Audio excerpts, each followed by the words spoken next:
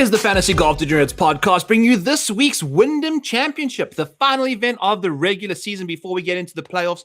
As always, the show is brought to you by DraftKings. Use code FGD when signing up as a first-time depositor. That help us, help you, help us. We'd really appreciate that. Hit the like, hit the subscribe while you're busy doing all that stuff, and enjoy the show. As always, I'm joined by my amazing co-host, Kenny, the Cash Game King, Kim, sitting on his couch, ready to rock and roll. What's cooking, Kenny Kim? Byron, it hasn't been the best, the cash here this month. It's been a little bit of a struggle. I've had some of these, that's okay. The king rules forever. You got to just battle off the wars and then just, dominate forever. Yeah, July hasn't been that great. I was bad in January, really good in February and March, bad in April, really good in May and June, bad in July. So we're trying to end the season strong in August. Now, the only good thing about that is I've sort of been crushing all the big-time events, right? The signature events, I think I hit like 7 of 8 in cash. Players I won. 2 out of the 4 majors I won. So, we're coming down the stretch with 3 playoff events. So I'm hoping I could stack up the wins here to end the season and maybe try and reload on these regular field events to try and get better. I think I've won like 10 of 13 of those, big boy events. And I'm like 6 of 18 in the other ones. So what can you say? When you're an elitist, you're an elitist. It just is what it is. You like to roll with the big boys and the high rollers, Kenny, when the money's up for grabs. But speaking of money up for grabs, Michael Thorbjornsen coming through for a win at the Rocket Classic after a T7 at the Scottish. Nothing really fantastic since, the run up to the Masters when he went from the Bay Current through the Waste Management, Pebble, all of that stuff. Had some really good performances out there and then kind of just went off the radar for a little bit and then returned in epic fashion. And sometimes expectations just need to be a bit lower. Sometimes you just need to be kind of going off at 50-1. In your third year of golf. So shout out to Michael Thorbjornsen, 63, 30 on the back.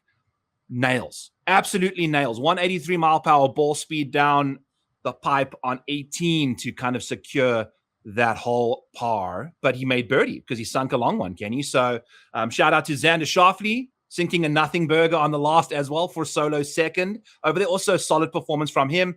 And hands up from me, Michael Thorbjornsen was my mini Statfish of the week last week. Sometimes it happens. Sometimes, the long-term data wasn't quite there, but everyone was on him this week and off he went. So thoughts on the Rocket Classic, Kenny Kim?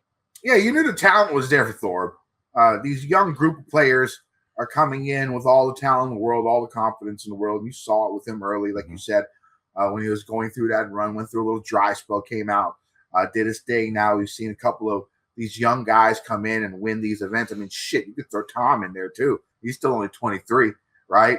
24. Tom and Kim, then, you Tommy Morrison. Yeah, you got Koiven, with his win. You got Thorb with his win. Maybe it's a Blades Browns week this week. If we're getting these young boys back into this in this tournament, I'm definitely looking at his numbers. I haven't pulled the trigger yet, but just this narrative that we've been through in the past month or so, all these young guys winning again. It's something to think about. Luckily, I didn't have Thorb. Luckily, I had a Decky with a great final round. Got the full place. Chris Kirk got me a chop on the place. If he didn't shank on 13 and just, bogeyed, it would have been a full place. But he hit 2 shanks that week. Yeah. He hit one on 9 on Friday, I think, as well, with right around the lead, just hauls a rocket into the trees. And what a crazy situation that was, too. I think that's really impressive. Good call on the Chris Kirk side of things there, Kenny. Yeah. I definitely liked him. I definitely liked him a lot last week. I mean, you just saw the progression of his iron game, and it's been so good. And it was. I think he was first in ball striking last week. Chris Kirk was. So he's definitely on the radar this week. I bet him 60. I bet him 66-1 this week. I mean, you could sort of see it, with him, and he showed a lot of them. And that iron game was so nice.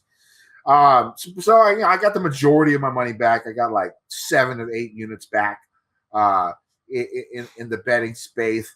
I made a fun little bet on Sunday. It was like Sung J M, Nakajima, and Marty Dow were all paired together. So Korea, China, and Japan for the battle of Asian supremacy.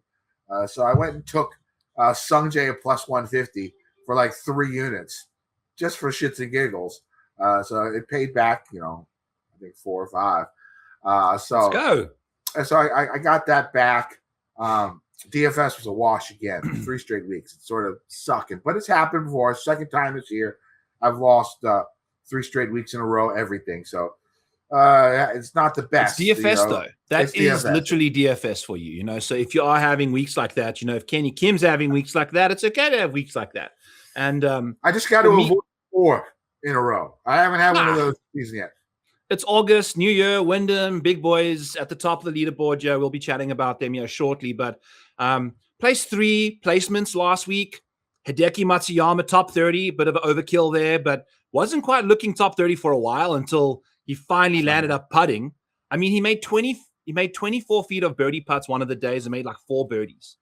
That was it. Like the average birdie putt was 6 feet, and he had a couple like kick-ins. So he just could not putt.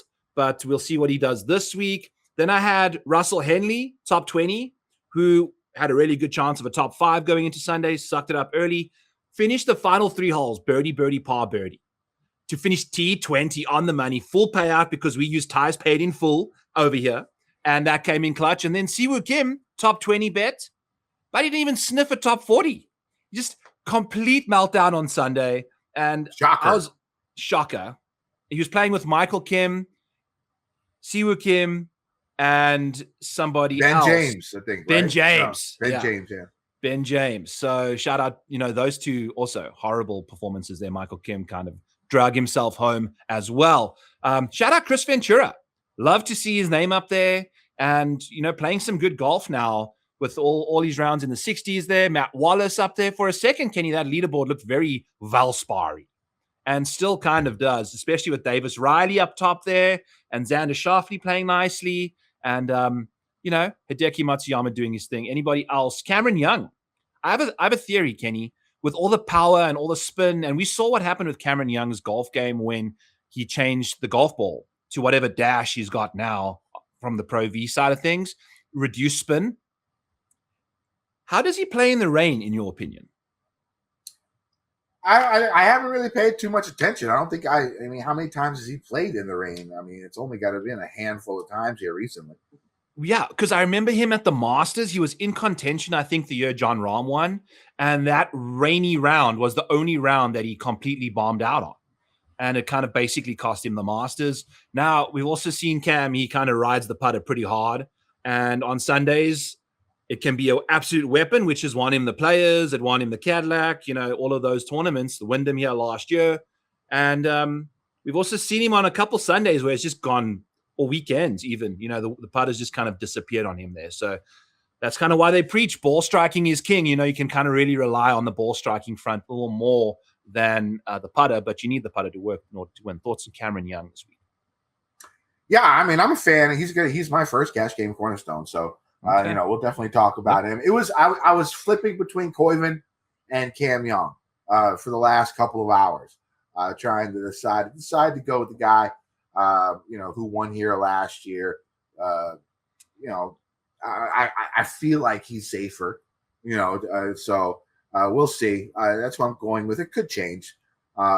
Very rarely do I change my cash game cornerstones, but I've definitely, been struggling between those two and who I'm starting with. But I sort of decided to go with Cam Young. And, Cam's got that little pause in his backswing, and this sort of leads to my story for this week. Played golf yesterday. I played 36 holes. It was the rainiest day of the year in DC. We had 2 inches plus of rain. And so I went out there around 9 o'clock to play my round. It wasn't that bad, but, around the 7th hole, it started raining pretty hard. I wasn't playing very well early on. And a buddy of mine I'm playing with, he was like, why don't we have some drinks? I was like, fine, let's have some drinks. Me and him, I have a group of 4 guys, us 4 from high school. We're friends from high school. We always play together. I play with one of those 3 other guys, 30 weekends a year.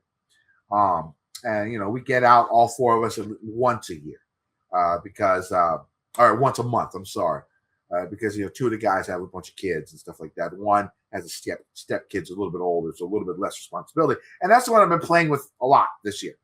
He's been trying to improve his game. He's, at his best, he was a single-digit handicap, but he's been trying to, he's changed his swing in the last few months. And he's been working on that cam pause, right? And so he doesn't do it on the course, but he does it when he's practicing. And it's really helped, his tempo. Yeah, his tempo. And he's gotten a lot more swing speed. So he's hitting the ball a little bit farther now. And it's caused him to be a little bit erratic for the last couple of months, right? And so we're playing yesterday. Weather's fine for the first 7 holes, and we decide, we don't drink that often when we play, because when we play together, we're both trying to improve our games, right? For the most part. Now, in July, when we played together, for some reason, we started drinking more. I guess it's the summertime, and whenever we played together in July, it was like 80 degrees with no humidity in DC, perfect. Right? It's like man code when you are outside and it's 80 degrees with no humidity. You have to drink. It's like the law, right? It's the law. And so, it's just been so nice. And so we went out yesterday. I mean, the weather wasn't great, but we've been drinking on the course here recently. We decided to have some more drinks. And of course, I started playing better. Of course, I started playing better. And, the rain really started coming down the back nine. I had to put my rain gear on. And the funny thing about my rain gear is I bought it when I was 100 pounds heavier. All right, and it's good rain gear, expensive rain gear, hundreds of dollars for both the pants and the shirt and the top, right?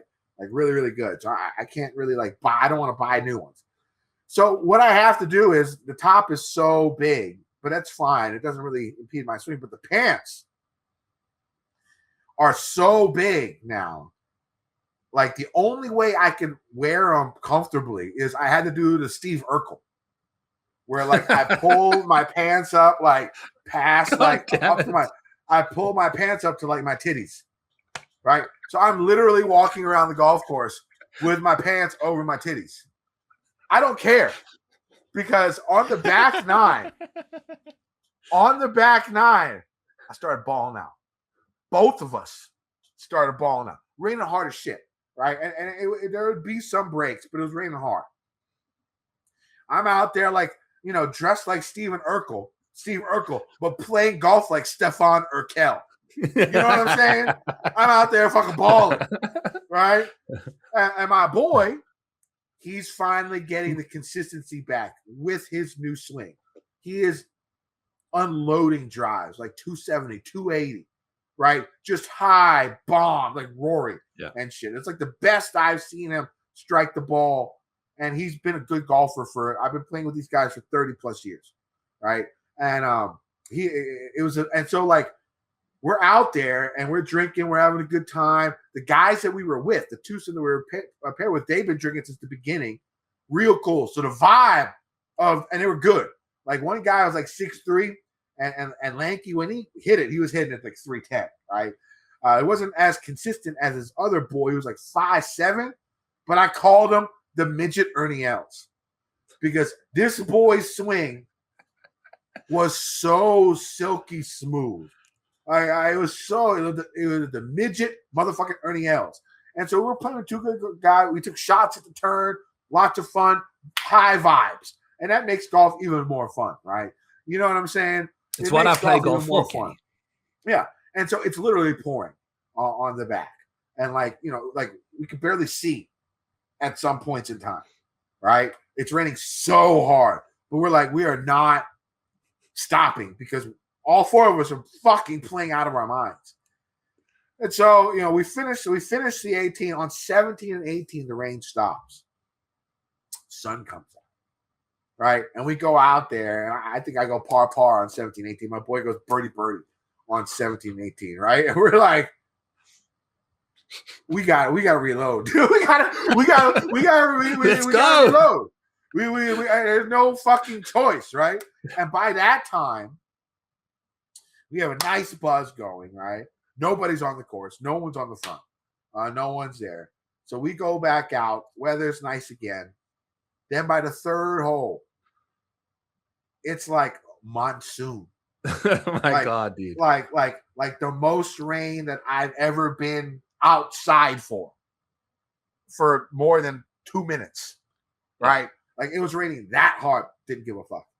We were out there like we were playing the fucking Open Championship for the claret jug, right? The rain did not fucking phase us. I was still still Steven Urkle with my pants up to my fucking titties out there, not giving a fuck, not because we were balling. I don't know what happened. So it was like the most fun we've had on the course. Literally 2 inches of rain, the most rain DC has seen this year. And we were out there, played 36. I shot 44, 43, 42, 42.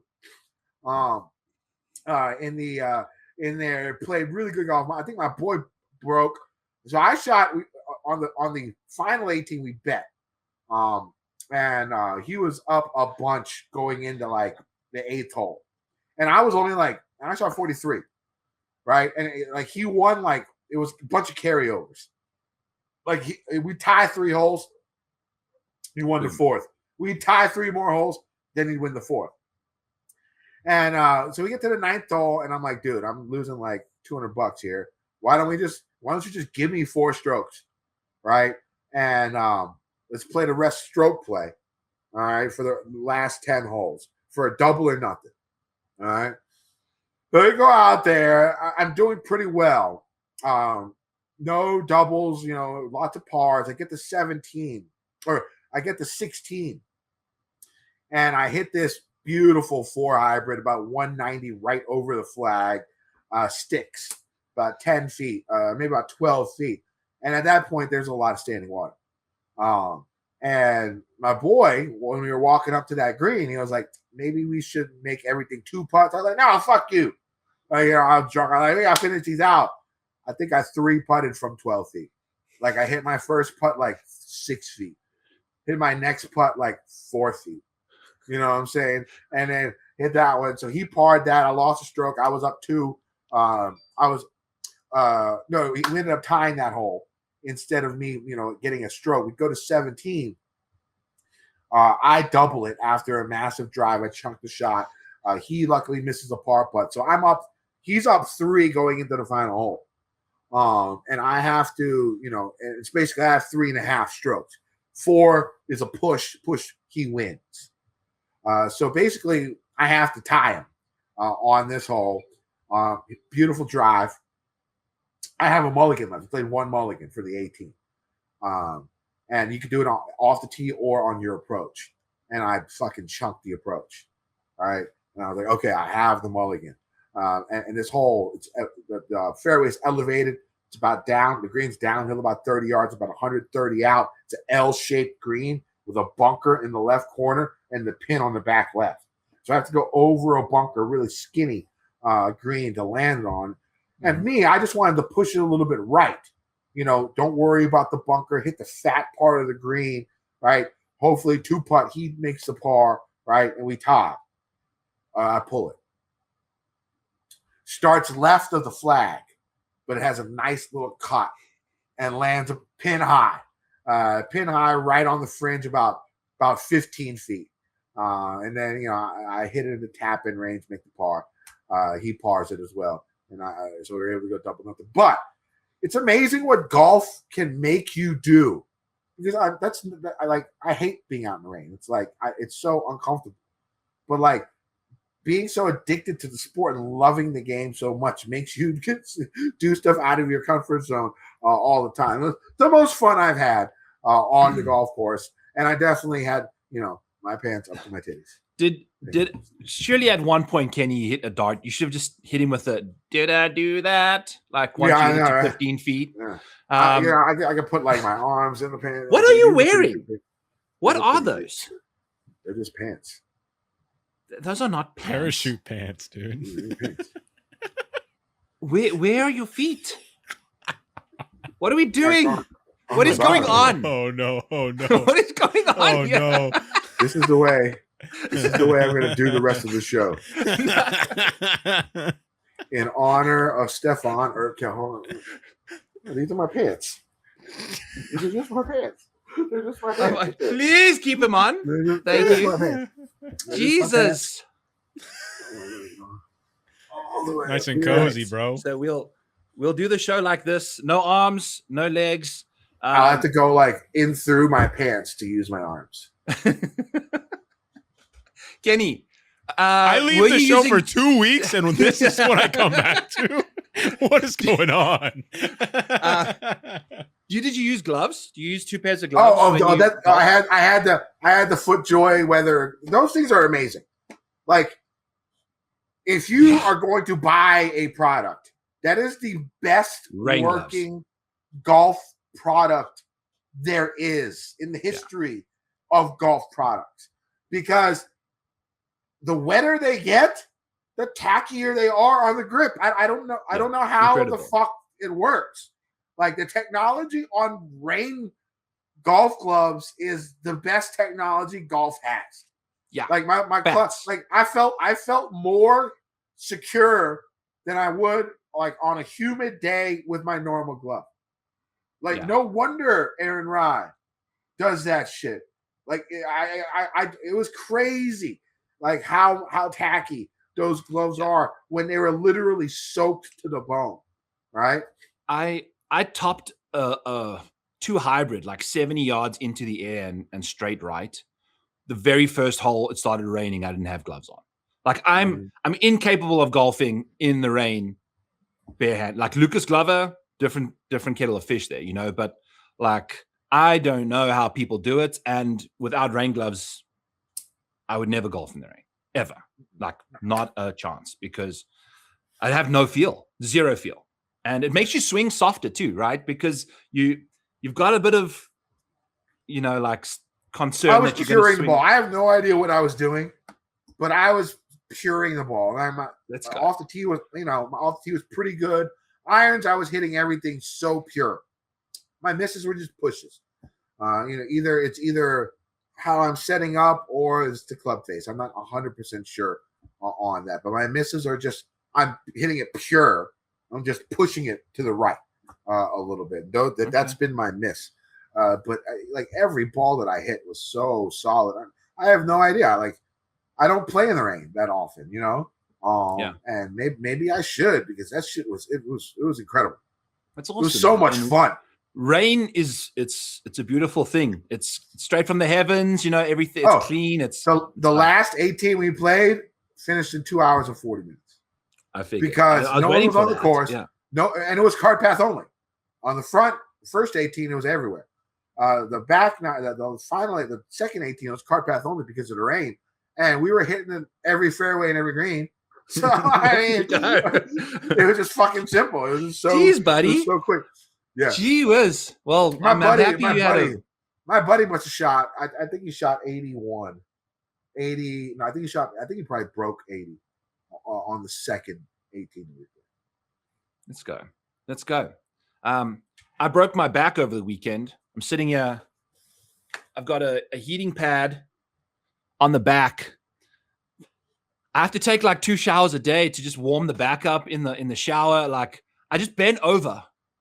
No, I wasn't even biking for 8 billion miles. Well, I think that was the thing, you know, like had a bit of a stiff neck, and then it kind of worked its way down, and finally the weakest part of me gave out a week later. So I've been hobbling around the house for the last 2 days. So hopefully the back gets itself figured out. But it's crazy how you can do 7 days of like exercise, you know, unsolicited really. And then next thing you go, you wake up one morning and you tweak your back. So it is what it is. There. Wanted to mention I lost 9 pounds walking in Portugal. I came back and I stepped on the scale and I was 9 pounds down because everything is like uphill, right? And we averaged 20,000 steps a day. And with elevation, it was crazy. And like you get home and you're like, holy shit, I'm the lightest I've ever weighed in my life. That's awesome. So it was pretty good. It is not often you go on a vacation and come home skinnier. No, not at all. Especially like 9 pounds skinnier. And also, Mike, shout out to you. It is obvious the show runs absolutely its best when you are producing. So we want to just shout out our producer, Mike Baxter, who is now back, as you can tell. Quality of the show, audio, all of that's good to go. There's a lot of moving parts that happen to the show. And Mike handles them perfectly. We appreciate Jared coming in there for the 2 weeks. Obviously, not familiar with the show as much as Mike. So, shout out also Jared. He held it down for sure. Held it down, but we just want to apologize to you guys for some minor difficulties. We are back to go with Mike Baxter in the saddle over here. Woo, Kenny, Shio, what's her name? Who won the AIG Ladies Open, Women's Open. Just an absolute savage. I love what she looks like as well. She's dressed like a neon signboard, and she's just crushing. What's her name? God damn it. Yeah. It is, come on now, let's get going here, AI. Shiho Kuwaki from Japan. Won in the playoff at Royal St. Lytham. So, Jesus, I'm not going to even go there. But played fantastic golf in the playoff. And I don't think she's even on the LPGA Tour, Kenny. Like, she's just a Japanese up-and-coming superstar. But it kind of gets back to the point. What was that? The skater for America with like the different color hair and all of that stuff. Yeah. It's really awesome to see females dominate in like a fashion, like being absurdly fashionable. A lot of golfers, like we've lost the Ian Poulters, we've lost, whoever dresses up fancy. Victor Hovland dresses fancy on like a Thursday. Payne Stewart, exactly. Those kind of guys are no longer on the PGA Tour. It's all this like buttoned up professionalism. Ryan Armour, even with like the cardigans and stuff. We don't see that stuff anymore. It's all like athletic wear. She is out there with like acrylic nails that could slice through a steak if she wanted to, and just doing her thing, dominating, dressing awesome, fun person. Did you see in her interview, they asked her, what are you going to get up to tonight? And in Japanese, she replied through the translator, I love alcohol, and I'm going to be drinking a lot of alcohol tonight. Whiskey sodas. So, I mean, my girl, she's my new favorite. I should know her name since I've professed her as my new favorite LPGA player. Shio Kuwaki, doing her thing, winning an Open. So, good stuff over there. I'm going to murder this fly as well that's just randomly snuck into the basement here. Anything else? Kid that bitch with chopsticks. I did that once. I did it one time. I had chopsticks and caught motherfucker. Like Mr. Miyagi. I told you that the only time I've ever caught a fly, I was on RA duty, and then somebody came down to tell me that their roommate had died. I vaguely remember the story. I remember that. That was the beginning of that night, and I was drinking whiskey later that evening to kind of get over the evening. So moving on from that, we've had that story be told once or twice on here already. But that was, when you sign up as a resident assistant, you don't expect to have to deal with a casualty in your dorm. But such is life. We managed that perfectly. Training came in like a bomb. Kenny, let's get to it, baby. Wyndham Championship. Let's rock and roll. Hit us with the course preview, boo-boo. All right, so the final event of the PGA Tour regular season is upon us. Golfers head to North Carolina for the Wyndham Championship. This is the last chance for some guys to get inside the top 70 and secure their card for the FedEx playoff run. The main trend you see here at this course year in and year out is the course history factor. Course history correlation very high at Sedgefield Country Club. You often see the same golfers at or near the top of the leaderboard year after year. Elite iron play from 150 to 175 will also be needed, along with accuracy off the tee and excellent putting on Bermuda greens. If you're looking for correlated courses, Harbor Town, Sea Island, East Lake, Detroit Golf Club, River Highlands, Colonial. Those all come to mind as correlated courses. Sedgefield Country Club is a 7,100 plus yard par 70, designed by Donald Ross. The course has 4 par 3s and 2 par 5s. Both the par 5s are reachable by most and are 2 of the easiest holes on the course. 8 of the 12 par 4s are in the 400 to 450 yard range. This course is not very lengthy, but there are a couple of long par 3s, and there are 2 par 4s that play over 500 yards, with 18 being the most difficult hole on the course, and that's like around 510 par 4. This course is routinely one of the easier courses on tour, with an average winning score of around -17. Off the tee, golfers are going to see average-sized tree-line fairways, light rough, though it has been a bit longer the last couple of years, and just a few fairway bunkers. Over 70% of all drives land on the fairway, which is well above tour average. This is mostly due to the fact that a lot of golfers take less than driver off the tee here. Having the correct angle to attack the pin, definitely more importance at Sedgefield, especially because of the undulated and sloped greens. Placement accuracy off the tee seems to be more important than length, and wayward drives could cause problems for golfers. Even though the rough is not too long or thick, distance control might be an issue for flyer lies, since flyer lies are the norm when hitting approaches out of Bermuda grass. There's a telling stat on just how important it is to hit these fairways. The green and regulation percentage from the fairway, over 80%. The green and regulation percentage from the rough, right around 50%. Now, I'm not saying, don't roster any bombers. We saw Cam Young here win last year. As far as some of these guys hit the ball at the tee, even without driver in the hand, it should be much easier for them to hit the greens with a wedge than these stats indicate, especially if conditions are soft.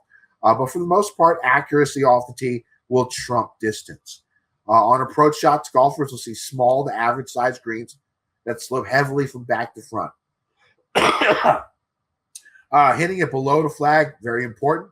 Some of the greens are multi-tiered, which makes the aiming point a lot smaller on approaches. The edges of the greens are crowned with large collection areas waiting for golfers who miss. Bunkers surround some of these greens, but most are shallow and fairly easy to get out from, and there is water in play on a few holes. The greens themselves are Bermuda with a stint meter rating of around 12. These greens seem to be the major defense of the course, as there are a lot of 3-putts here. The Wyndham Championship has played on this course since 2008, but the greens were switched from bent grass to Bermuda in 2012. So just looking back at history, that's something to just keep in mind. Byron, what are you looking for this week in golfers? What boxes do they have to check? Let's go, Kenny. Before we get to any boxes, I figured I'd just show you this kind of screen over here. We have Bermuda greens, and it's been a while since we've seen strokes gained putting on Bermuda. We've had the Florida swing, and then we kind of gone to bent season the last little while. These are your strokes gained Bermuda guys over the last 12 months, or since 2025, sorry. So quite a time over there. And you can see their difference in Bermuda versus the other strokes gained that they have. By the way, if you are watching this and don't have your video settings on HD, get those things on. Use a little cog at the bottom of your screen. Get your video settings to HD so that you can see the screen and the stats that I'm putting up here for you. There's lots of numbers. I don't want them to look like worms over there for you guys. I want them to look like digits that you can make good advice decisions on. So here are you guys that putt well in Bermuda. You can see how well they putted over there. Some people like Christian Bezaidnote, some people like Maverick McNeely, some guys like Brandt. They all putt well elsewhere.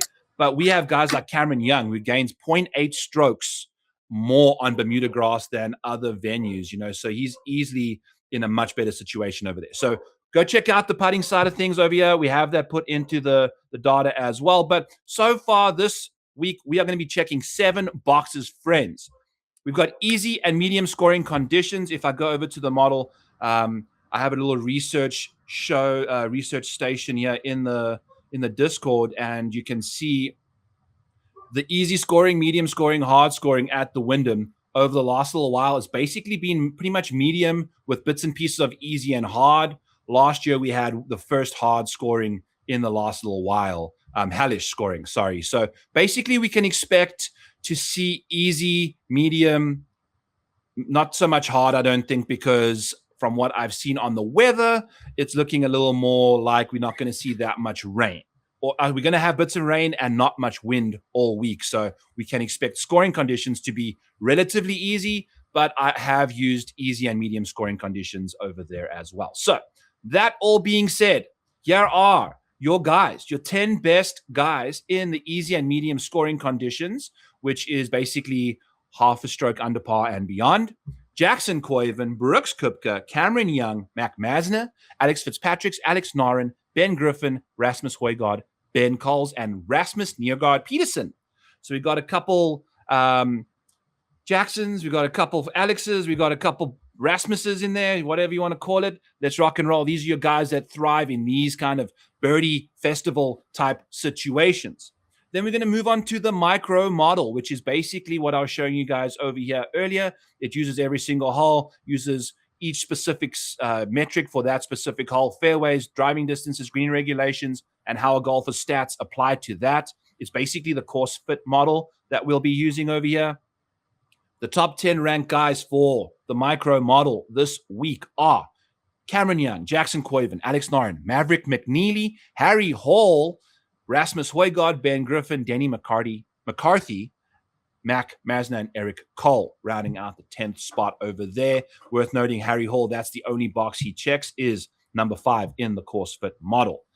Then we're going to take a look at who's playing some good golf right now over the last 2 months. Let's take a quick peek-see, see what's rocking and rolling. As always, you can see the best strokes gained for top 20s are in blue over here. And here are your guys playing the best golf over the last 2 months. Ryan Gerard, Tom Kim, Ben Coles, Emiliano Grillo, Alex Fitzpatrick, Jackson Koiven, Hideki Matsuyama, Justin Thomas, Doug Gim, and Cam Young are your 10 best recent form performers playing this week. Then we can scoot over to this side of the model over here. Take a look at strokes gained at this golf course over the last 5 tournaments. Cameron Young with 2 appearances, gaining 3.1 strokes. Mac Masner with 2 appearances, gaining 2.5. Then we've got Billy Horschel with 3, gaining 2.1. And then a bunch of guys down at the bottom here called Alex Noren, Ben Griffin, Aaron Rai, Sungjae Im, Webb Simpson, Max Griesemann, and Jackson Koiven has a 5th place here last year. If you don't have 8 rounds of golf, I weigh your strokes gained down by about half here for Koiven. He gained 2.8 strokes. He's gaining only 1.4 for this because I wanted to be weighted down for some sample size relevance over there. So that's what's going on over there. Then we want to take a look at who's been playing well. Korn Ferry Tour, DP World Tour, or the PGA Tour. I want finishing positions. I want to know that you can frequent the top of a leaderboard. This total percentage you see here in column I is the win percentage, top 5, top 10, and top 20 rates for these golfers over the last 12 months. Cameron Young is balling out, obviously. 173% of percentages there is quite a lot. It's significantly ahead of everyone else, like Jackson Koiven, Hideki Matsuyama, Alex Fitzpatrick, Aaron Rai, Blades Brown, Ben Griffin, Alex Noren, Marco Penge, and Sepp Straka, really leaning on some good finishes from the beginning of this 12-month period. So we'll have to see what happens. I was just thinking about how his game has just completely fallen off a cliff. But, you know, this is the field. This is what Sepp Straka's long-term data is showing you. So he is, you know, his long-term baselines are doing some stuff. Then we want to take a look before we get to the total top 10 rankings. I really think that approach play is going to be dialed in this week. You have to have your irons dialed. The secret box we're doing this week is strokes gained approach from the micro model. So it's not just generic stroke gained approach. It's how each approach proximity comes from each specific hole, and then it gets you a strokes gained approach over here for this week. The best 10 approach players for this Sedgefield golf course is going to be Ben Coles, Alex Fitzpatrick, Smotherman, Daniel Berger, Tom Kim, Stefano Mazzoli, who, by the way, won the ISCO, right? That happened during the Open Championship. I didn't even know this guy was on the tour, never mind winning tournament. Stefano Mazzoli, shout out him. He's a DP guy. Yeah. ISCO's a DP's co-sanctioned. Yeah, it's crazy. And he's just now on the PGA Tour with barely anything else to glom onto apart from an ISCO dub. Aaron Rai, Hideki Matsuyama, Cameron Young, and Billy Horschel are your 10 best iron players / approach players this week at Sedgefield, going to a final tournament. You know, go check out, I think I retweeted one of the guys' thing where it's like gives you a perfect rundown of who needs to do what each this week in order to secure a playoff spot. You know, there's lots of that out there. Twitter is obviously in a wonderful situation. Check me out at the Model Maniac. Check Kenny out at Kendo VT. your 10 best Model Maniac Patreon ranked golfers for the Wyndham Championship: Cameron Young, Jackson Coyven, Mac Masner, Ben Griffin, Alex Noren, Rasmus Højgaard, Hideki Matsuyama, Aaron Rai, Maverick McNeely, and Alex Fitzpatrick are your 10 top ranked golfers for me this week, Kenny Kim. Mac Maz is very interesting, but before we do that, we can chat. I want to show you guys a little different part of the show, some different things that you can see on the Model Maniac Patreon over here. You can go over, hit the reset filter situation over here. Then you can just find, okay, who has been playing the best in the field this year, playing this week in 2026. These are your best bets that you could have made across the various tours. If you just want to do PGA Tour, you can just keep it like this. Alex Fitzpatrick drops down a little bit, but this year, these are your guys that have been balling out and the different markets. Blades Brown in the top 20 market. He's got a handful of starts, but he's only missed 2 of his 7 in 2026. Guys balling out. His odds are typically 175, for a top 20. Chandler Phillips has been balling out in the top 20 market the last little while. Ryohei Satsuni is your best top 10 better. And you can see it's not a market you typically want to go after, but he did have a good start to the year. Finding a top 10 bet to cash is really difficult. So that's why I like the top 20s, top 10s like that. Are difficult to find. Here's Lucas Glover, who's been playing some solid golf the last little while. He is your best top 5 bet you could have made in 2026 in this field. And then Cameron Young is the 2-time winner that we had at the Players and the Cadillac. And I believe we'll have the Wyndham Championship fall out of there after this week. Obviously, he's the defending champion. So you can see all of that stuff. If you wanted to, you can also go in here and just type in Wyndham. And then you can find the Wyndham Championship and see, okay, which bets have been the best this tournament at this event. So you can go and see, okay, Sungjae M to make the cut has been sensational. If you just want top 10s, top 5s, top wins, all of that stuff. Billy Horschel has been the best bet at the Wyndham Championship in the last 5 years. He's cashed that bet 4 of the last 5 times. The only time he missed it was when he was minus 140 to finish top 20. At the other times, he was plus 125, 175, 275 kind of things. He's probably plus money this week, right? Yeah. He'll be plus money this week. I think that's a fantastic bet to have. Ben Griffin, 3 of his last 4 have been top 20s. There's Billy Horschel. Again, 3 of his last 4 have been top 10s. So, he's an upside gem that you're looking for just based off the course history narrative. There you have it. So this is all available to you guys in the Model Maniac Patreon. Use the link in the description below. Use the promo code below as well. Speaking of promo codes, let's hear a quick word from our partners. New DraftKings customers, get in the game right now. Sign up today and make your first deposit of just $5 and instantly get $25 in free Pick 6 bonus picks, plus a powerful single-use 100% winnings boost token.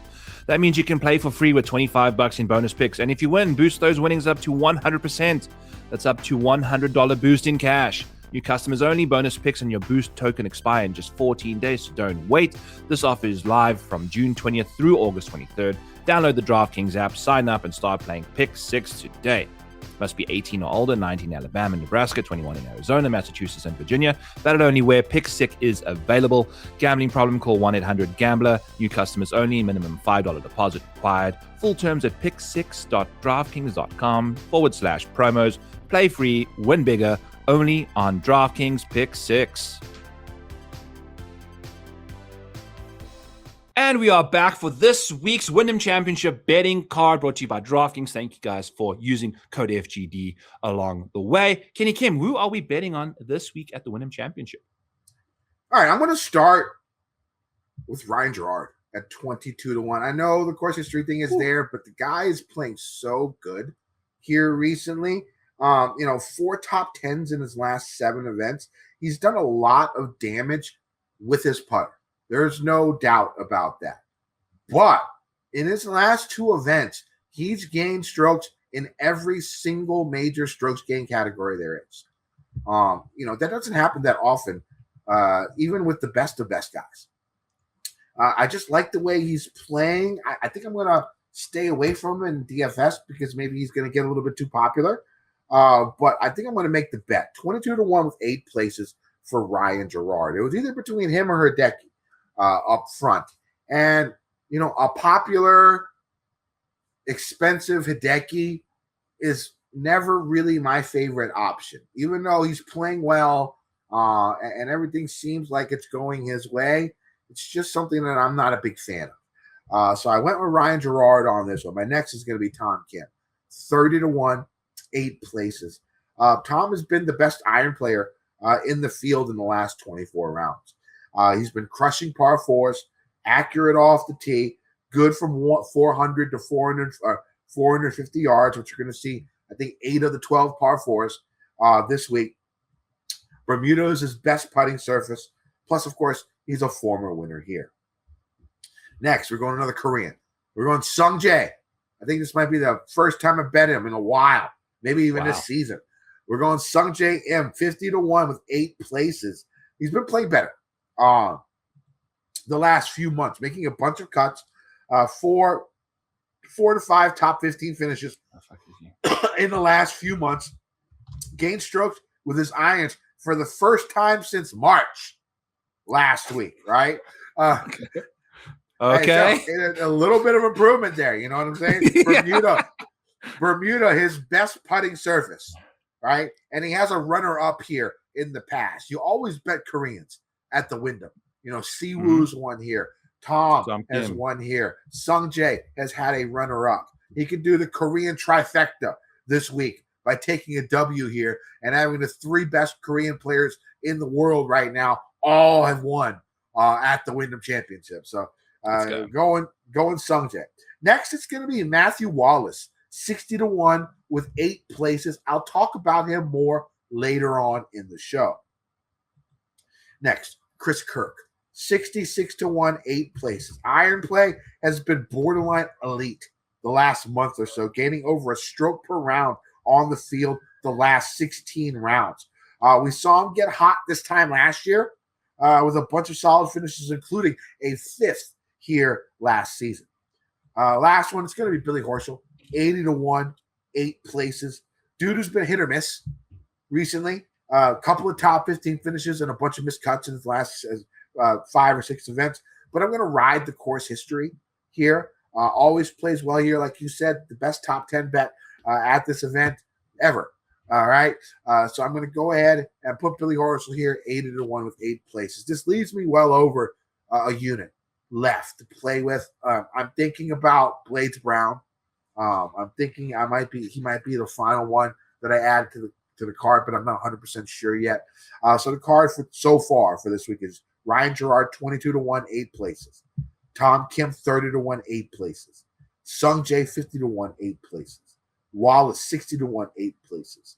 Kirk, 66-1, 8 places. Horschel, 80-1, 8 places. Let's go. I don't think we have any overlap, Kenny. So this is gonna be a good week, unless it's either gonna be a good week for one of us or a bad week for both of us. So hopefully it's the first, because I'm rocking and rolling. I fired off these bets last night in the Discord. DraftKings, by the way, is the only book that pops out odds on the Sunday night, Sunday afternoon, even sometimes, and you can get some of the best numbers. Before Patrick Cantley withdrew, obviously, these numbers have changed, unfortunately, but we're still giving you the bets. I'd still probably play all of these guys. They've only reduced a little bit. That's part of the life we live. So Jackson Quaven off the top rope here, second in the model for me. Love what he's getting up to over the last little while. I mean, this guy just won the 3M. I don't even know if that's like the ideal golf course for him. I feel like this kind of venue could even be better. And we are back on Bermuda grass now. Again, we are looking at Bermuda putting surfaces, friends. We have had a long journey on bent grass or bent poa or poa trip or whatever you want to call it in the Midwest here and the upper Northeast. But we are back on Bermuda, and there are certain guys that ball out on Bermuda. Quaven, by the way, shout out the guys that came after me in the comments. Not from Alabama. I'm from William Penn University and NAIA schlob. I don't have my pedigreed golfers figured out. Shout out the Auburn Tigers there. Jackson Quaven, got to rep the correct situation there. 23-1, obviously playing fantastic golf. We're finding him in the 10K range in DraftKings. So a lot to like about Quaven. Fantastic putter. The irons have been dialed. He's just a perfect golfer right now. We're still getting him in the 20s. For somebody that hasn't really proved who he really is I think a fair price. And I enjoyed that 23 over there for Jackson Coyven. Then we're going to take a look at the next guy in my model over here, 43-1 on Alex Fitzpatrick. When it comes to Alex Fitzpatrick, what we're looking for this week is also some accuracy off the tee. You typically see these guys with solid accuracy thrive in these kind of venues. Alex Fitzpatrick is right up there. He's been struggling with the putter, with struggling around the greens a little bit long-term, but any given week that can completely flip a script. Alex Fitzpatrick also finally starting to get his feet under him. We've had some poor performances over in Europe. I think he's willing to get back and brimming to just dominate on a golf course back in America, where he's been having some incredible success. He's one of the top 20 guys in easy and medium scoring conditions. He is one of the best iron players in the field as well. In fact, Ben Coles, then it's Alex Fitzpatrick on approach. So if we can just get some really good short game help, the ball striking is going to provide Alex Fitzpatrick with such an incredibly high floor. I'm very much looking forward to that. If we can get back to, even his last 2 months, he's been fine in the strokes gain department over there. So Alex Fitzpatrick, 43-1. I think he's 38s now, somewhere around there. Bouncing around a little more to some guys that I want to chat about for my week. Hideki Matsuyama at $9,500 for DraftKings. Starting to find the putter. Starting to do good things for us in that department, apart from the first couple days last week where we couldn't do anything on those greens. So now we're starting to get some good vibes going. The putting has been better, a lot better the last little while. And Hideki Matsuyama, watch out, people, because he is starting to hit fairways. He's been positive, I think, in 4 of the last 5 or 5 of the last 5. He's just dialing in the driver right now, and he's not typically that accurate. He was one of the top iron players last week at the Rocket. So long-term data not necessarily helping him out that much right now, but we are starting to find some form. And Hideki Matsuyama really starts to heat up. Remember, he won the FedEx St. Jude, which will be next week. So if I'm not going to hit him this week, hopefully he just completely nukes it out here and sucks it up so we don't have like the number crater. I need him to either win this week or not. So that's basically the situation on Hideki. I think we got 32, 33s, 32 out there for Hideki Matsuyama. The guy's a pedigreed winner, won at Riviera last, had the St. Jude win, and just does his thing. He's starting to show some really good form the last couple of weeks. We are seeing finishes of top 15, top 15 at the Open, 3rd at the 3M Open, and then 5th at the Rocket Classic. I mean, that form is really, really impressive. And you can't really get away from his overall long-term pedigree. So someone playing that good coming in this week, to get him in the 30s, Kenny, I don't know if that's expensive. I think maybe the current price now, I don't even know what he's at right now, 25. That's still fair. Back when Patrick Cantley was sitting at 18-1, that Hideki number looked so much more appetizing to me, because of just he was being ranked behind. So give me Hideki Matsuyama, one of the best iron players in the field and in the world overall. So he's someone I'm in the mood for. Tom Kim is going to be next up for me. I don't necessarily check that many boxes, not grading out that well, but we know that course history at this golf course, there's obviously a win missing in the column over here, but I think that's got to do with all of these freaking Asians and Europeans. Their names have changed in the databases the last little while as well, by the way. So Tom Kim, winner here in the past, does his thing, starting to find some good form, obviously 20th at the 3M, and won the Scottish Open. Let's get what Tom Kim's getting. I love the price tag there in the 40s. Can't go wrong with Tom Kim in that department. Hyper accurate driver of the golf ball, very good iron player, and we just need to find some putting form from Kim. Obviously, gained 1 million strokes putting when he won year back in the day. So 2022, I believe, was that magical year. And as you can see over the last 2 months, he's playing some of his best golf. Really starting to find his feet. 1 or 2 more bets, friends, and then we're going to go ahead. I can't do my tabbing correctly here. It's going to be Ben Coles. That is the last name we're going to be chatting about. How do you find Ben Coles in the Model Maniac model over here? You just filter by strokes gained approach. Best to worst, Ben Coles is going to pop up right over there. If you almost want to get really frisky, you can probably filter by fairway finding percentage as well. So he is the best in the field in approach play and in hitting fairways. That is paramount on multiple fronts this week.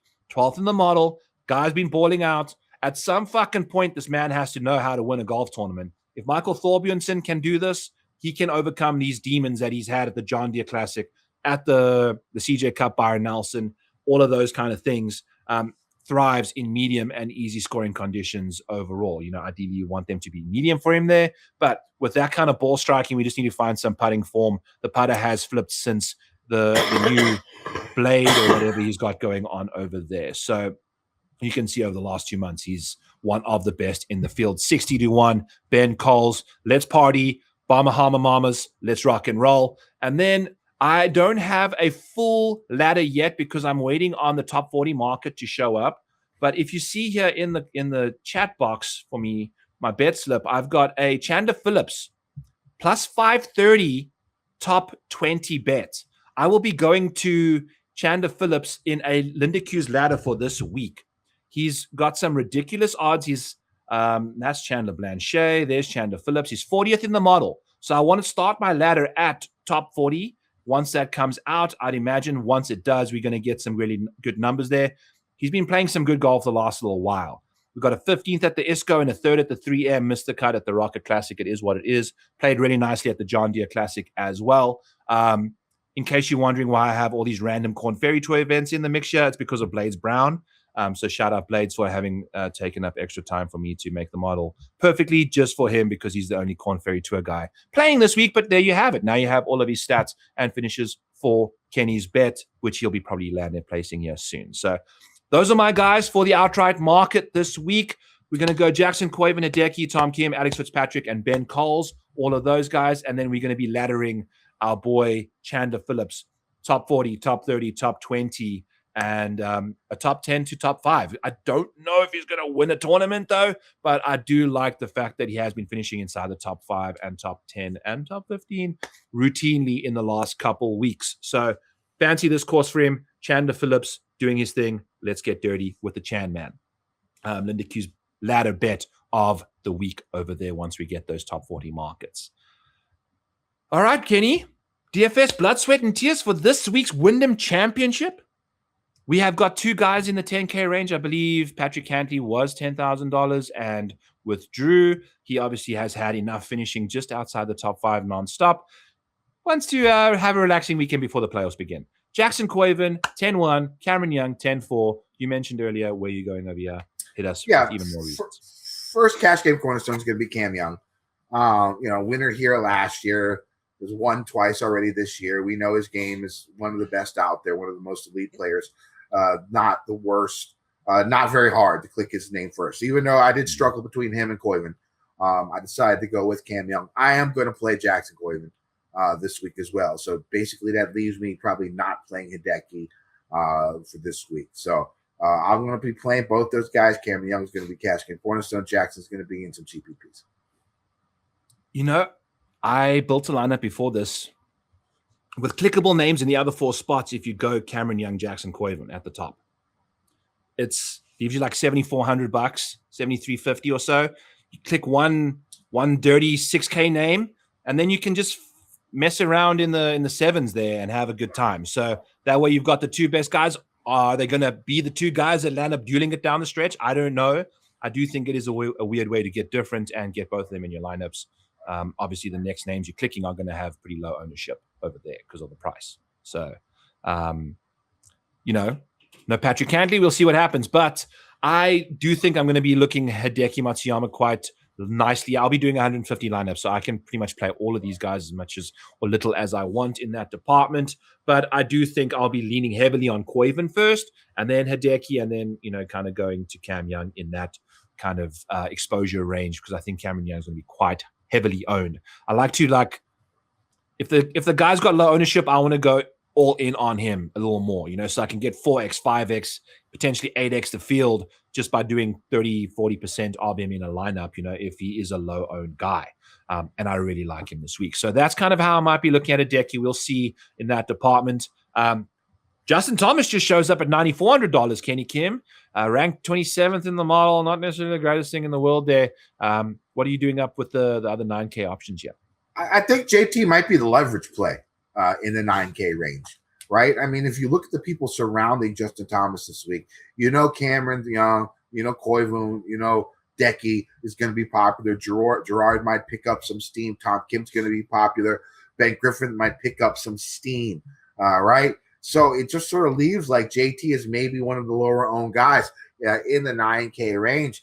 And you'd think he's played the correlated courses that we talked about here well before in the past, winning over at Heritage, winning the players. There's been a lot of people who've won the players that have won here. Siwoo is one of them, of course. Cam Young, of course, one of them here. And JT's in that same. JT's in that same boat. You also look at the fact that, prior to his trip over the pond, he had 6 or 7 top 15s in 8 in a 2-month span, right?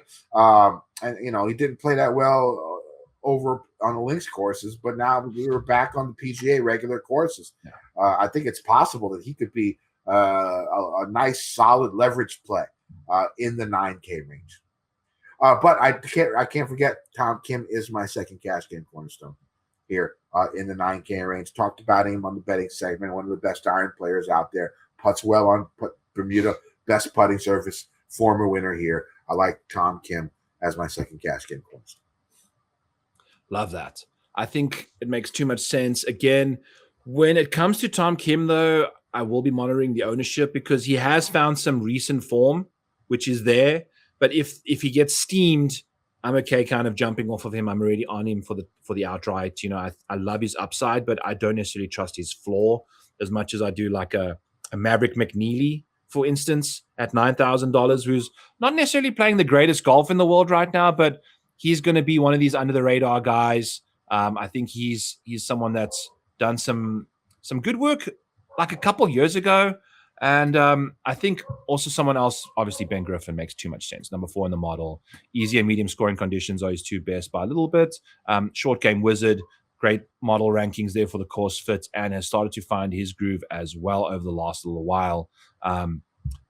We spoke about Ben Griffin's wedding situation and how diabolical that got. And it started off his season quite poorly. And he started to find his groove the last little while. So he's got some fantastic course history. Yeah, and I think What Kenny, you'd say this is course history tier number 2. You got Augusta all the way on its own, and then it's like Bay Hill, Riviera, Sedgefield, Harbour Town, those kind of places with really sticky Murfield Village, those kind of places course history wise that you'd rank this in there with? Yeah, it's definitely in that same group. Yeah. So there's Ben Griffin for you doing his thing, shaking that ass, unlike Siwoo Kim, who ejected last week. Anyway, not salty about that whatsoever. In the $8,000 range, Kenny, we've got a couple guys. Past winner, Aaron Rai. Future winner, this week's winner, Alex Fitzpatrick. We got Michael Brennan, the ejector machine over there, Brooks Koepka, Davis Thompson, Mac Masner, some other names, Brian Harmon, looking to have a good finish over here for the first time in a while. Who are you liking in the 8K range? I sort of like Keegan at 89. His iron play is still been elite. He's had 3 top 15s, 3 top 20s in his last 6 events. I think he can make a little bit of noise here. We've seen the older kids do well at this course before in the past. So I don't mind Keegan here at $8,900. I know you're going to be talking about Fitzpatrick. I do like him. Davis Thompson's coming in with a couple of really solid finishes. He's played with this course very well in the past. He's somebody else that I'll be looking at in the 8K range. Yeah, Davis Thompson's starting to play some better golf as well. I think my favorite play in this range is going to be Mac Masner. He's ranked 3rd for me in the model. I'll be placing placement bets on him as well. I don't trust him to win a golf tournament. I don't know when last he had a top 5. But what I do know is Mac Masner finishes inside the top 30 52% of the time. So you are getting an $8,100 golfer who's basically giving you a top 30 1 in every 2 starts. And by the way, Mac Masner's got one of the best course histories at this golf course. Is he from, where's Duke? Is it in South Carolina? Is nearby, right? North Carolina. North Carolina. Well, Carolinas, whatever, wherever. Is Mac from Duke? Here I go again trying to find guys' colleges I don't know shit about. But I know that he plays well at Sedgefield with a 2nd and a 12th in his last 2 appearances. Yeah, 26th at the Rocket, playing some good golf. Mac Masner, let's freaking party. But this week we got some guys in the 8K range that, I've mentioned his name once or twice already. He doesn't check any boxes this week. He's typically relies heavily on his driver and the distance that it provides. That didn't even do him any justice at the Rocket. I think that takes one of his biggest weapons out of his hands. His name is Michael Brennan. He's $8,600. He's 70th in a model that's got 140 people in it. He's $8,600 again, and 70th in the model. So I just think the off the tee game for him is going to get pretty neutralized, and that is his biggest strength. And he didn't quite even get that together last week. The driver was all over the place. Maybe if he clubs down enough, he could find a couple more fairways, but the short game, not necessarily doing him any justice either. Playing a bit better golf. Again, I keep getting stuck with these Statfishes of the week that are priced in the 8K range. We are showing some good recent form that the model hasn't quite caught up with yet, but I do think the course fit this time round is going to be stronger than what Michael Brennan can provide us here at $8,600. So he will be this week's Statfish of the week. I want him in harder and hellish conditions, in my opinion. I want him in driver-heavy venues. He'll be playing for the first time at this golf course as well, I believe. So not a lot to write home about from the Utah Black D champion, who, good God, Kenny, I think he's lost 8.5 strokes in the last 2 Sundays, entering the Sunday inside the top 10, and just completely melted down both times. So there's Michael Brennan. He's probably going to win this week since he is this week's Statfish of the week. But we've had a couple good Statfish. Yank them out the pond. Let's yank Michael Brennan out of the player pool this week. Don't let him Statfish you with his recent form at all. Anyone else that you're in the mood to chat about yet, Kenny, as we get out of the $8,000 range?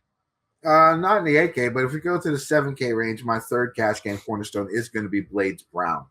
The youngster here at $7,800, just a slew of top finishes. I think, 7 top 20s in his 9 events this year or something like that. He's coming off a couple of top 5s, top 10s on the Korn Ferry Tour as well, leading up to this event. In the short sample size that he's given in the 8 or 9 events he's played, he is second in the model. And, of course, I only used the last 24 rounds, so that's probably, 6 events. And, 7th tee to green, 4th in approach, 4th in ball striking, 27th in putting, 3rd in birdie or better percentage, 1st in par 4 average, right?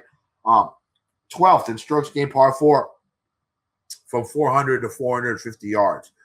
So I'm definitely going to be playing him, and I think I'm going to go ahead and add the bet for Blades Brown at 55 to 1 with 8 places.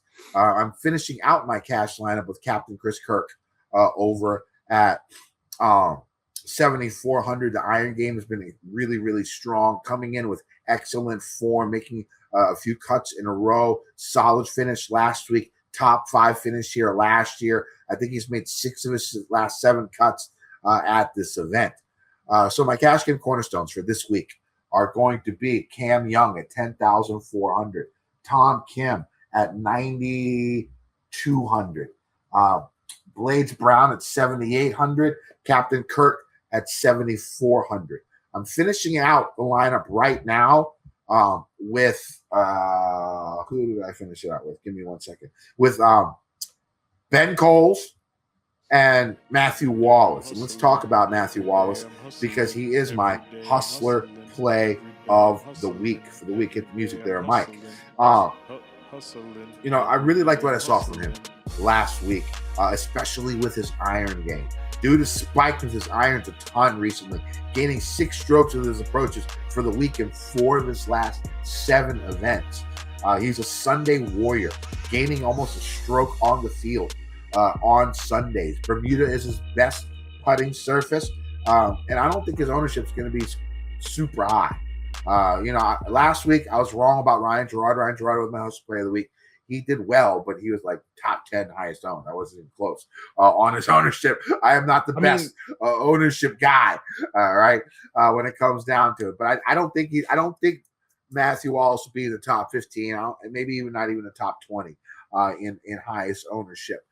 So he will be my hustler play of the week. Other guys I do like, of course, Ben Coles down here. We've talked about him a bunch. His game, his ball striking has been so good. I like, get out of my dreams, get into my car. Billy Hoshin at $7,100. Always a fan of the Billy Hoshin right there. I'm going to be playing him down here in this 7K range. Doug Gim, number 3 in my model. I'm sorry, number 11 in my model. Really, really accurate off the tee, sneaky long, plays the par 4s exceptionally well. There's a lot of guys that you can look through here in this 4K, in this 7K range. Hitsutune is another guy. Denny McCarthy can get that putter hot, one of the best Bermuda guys out there. Who do you like in the 7K range? I love this Keystone Light water bottle that Billy Horschel's rocking over here, Mike. Fantastic graphic there. I am a slut for Keystone Lights. That's basically what I grew up on. So thank you for that one there. Sanjay, you mentioned your boy, Kenny. I mean, the course history here is incredible. Despite what I think during this 2025 season, his irons were in total shambles still. And now that you mentioned he's gained strokes gained on approach for the first time since April, March. Good God. So yes, here we go. 14th and 15th in his last 3 starts. Love where that's going there. Obviously, Blades, Ben, love those names there. Rasmus popping pretty hard for me. Now, I don't know if he's going to translate perfectly from a Rocket Classic to this kind of event, but if you take a look at what he gets up to, when scoring conditions are easy, Rasmus is gaining 1.7 strokes on the field. He putts fantastically well on Bermuda. This strokes gained putting is a variety of the last 12, last 8, last 4, last 2 months worth of strokes gained putting, and half of it is also strokes gained Bermuda putting over the last full since 2025. So a big sample size of Bermuda putting involved in the strokes gained putting here, which we have 5% in the model. Rasmus is, I think this must be one of the best putting performances. No, it's freaking Alex. Yeah, he has the boys that are putting better than Rasmus. Alex Noren and Denny McCarthy, both popping pretty hard.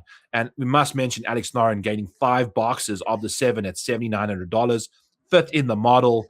He's going to completely bone me again because right around this time is where I've been dealing with Alex Noren. Since he showed us all of this shit, playing well long-term, now the last 2 months I've been going heavy on Alex Noren and he's starting to suck it up. So it's time for redemption for Alex Noren. Probably one of my favorite plays in the 7K range. He's got some really good course history as well with the 3rd place finish here last year.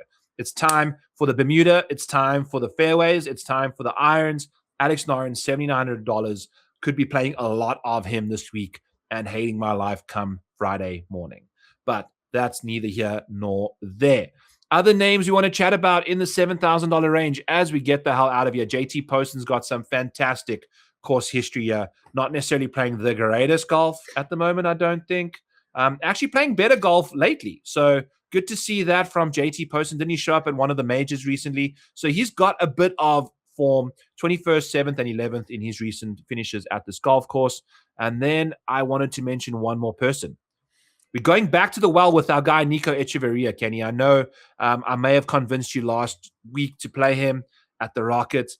Not necessarily the perfect venue for him, if we're being honest. It was easy scoring conditions, but not necessarily like a place that's going to reward him finding fairways, things like that. If this golf course plays easy, it has to play easy. Otherwise, if it plays medium or hard, he's missing the cut because the discrepancy in strokes gained between Nico Echeverria's easy scoring conditions and medium and hard is day and night. Putts very well in Bermuda, finds a decent amount of fairways. He's actually one of the better course fit rankings over here for me in 13. So checking some boxes over there. And then I'll dive us into the $6,900 range. Matt McCarty. I think Penny Checker or Bet Mystic on Twitter has a theory about Matt McCarty playing good golf in states that marijuana is legal. I saw that.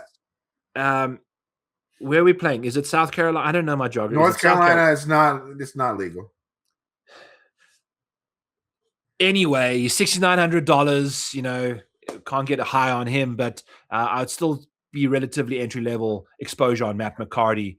Solid putter on Bermuda grass, 29th in the course fit, 20th in the model for me. Grading out really nicely when it comes to medium scoring conditions. Doing some good work there. So we'll see what Matt McCarty can do. Anyone catching your fancy here in the $6,000 range, Kenny Kim? I mean, Luke Clanton at 6,900 for going with the youngster narrative here with a good iron game. We've seen him play well in the past. Some good form lately too. He's been having like one bad round per 4 that's been keeping him out of like the top 20 and stuff like that. If you can put the 4 rounds together once, he's going to be top 10 at some point in time. Other guys, I like this little threesome right here of William Mao, Lucas Glover, and Christopher Ventura over in the $6,800. All 3 of them. Mao with the great stats, right? Iron game second in the field, last 24 rounds. Top 10 of ball striking. Lucas Glover 11th in iron play the last 24 rounds. Ventura, his iron game's his weakness, but he's been producing high-level finishes here recently. So I like those 3 in the $6,800 range. And Ventura was dialed with the ball striking with Showdown. He was popping every single round for me in the Showdown. I think if he gained in round 4 at the Rocket, it would have been all 4 rounds he gained ball striking. So, one of his biggest weaknesses is actually starting to pop. He's actually one of my favorites as well in this range.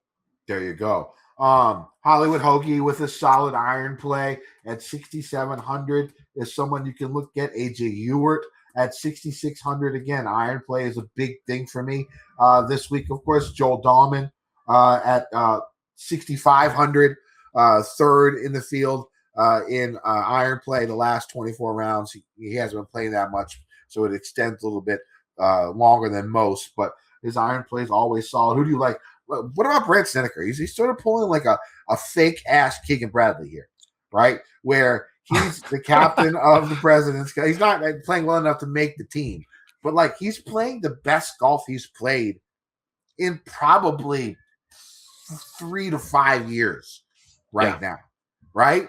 I mean, I don't think he can win, but he did win like a few weeks ago, right? The Barracuda or the Corrales or whatever. And the thing about him is like we've seen like old heads do well here.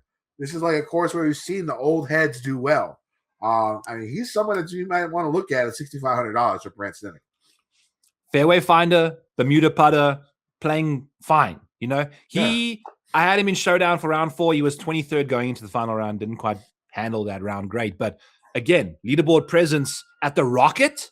I mean, this is a perfect transition for him to come through. Yeah. Is your child dying in the background?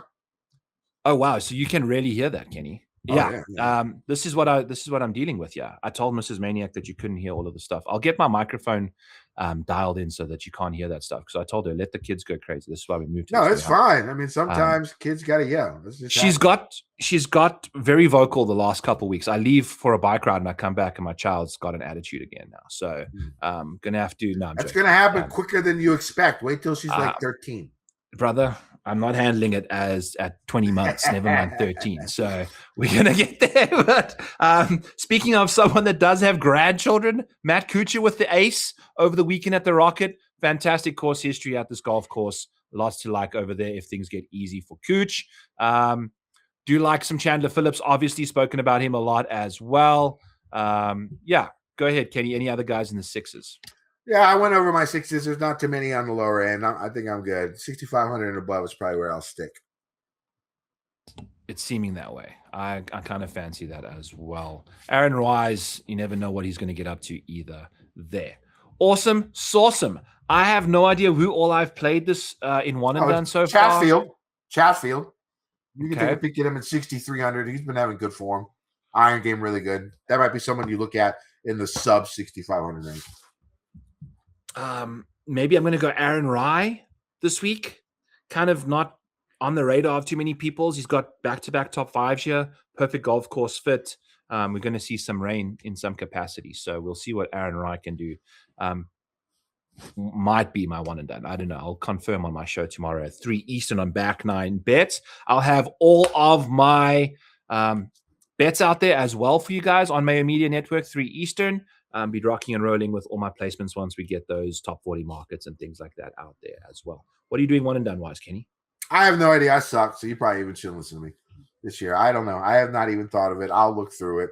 If you guys want to know, hit me up on DM or something. Off the top of your head, if you were to give one and done right now. The problem is I've used everybody, right? Yeah, so, if you want to just give it out to the people. Maybe I'll go different and go Matt Wallace this week because I do like him a lot. I don't mind him either. I think he's a gritty guy. He's a gritty player. So we'll see what he can get up to this week. As always, you can find me at the Model Maniac on X. Go check out everything in my Model Maniac Patreon. Link in the description below. Use the promo code over there. Bets26 gets you 50% off annuals and monthly subscriptions. If you get into the best ball streets, the Dog Dominator is free to those of you that are annual subscribers. It's a $50 product that lots of people really enjoy in the November, December times. Get ahead of the curve now. Use that code. Get 50% off your annuals over there. And check me out tomorrow at 3 Eastern on Mayo Media. Kenny Kim, get us the hell out of here, my brother. All right, so final event of the PGA Tour season, regular season. It should be a fun week. Let me get my fingers out.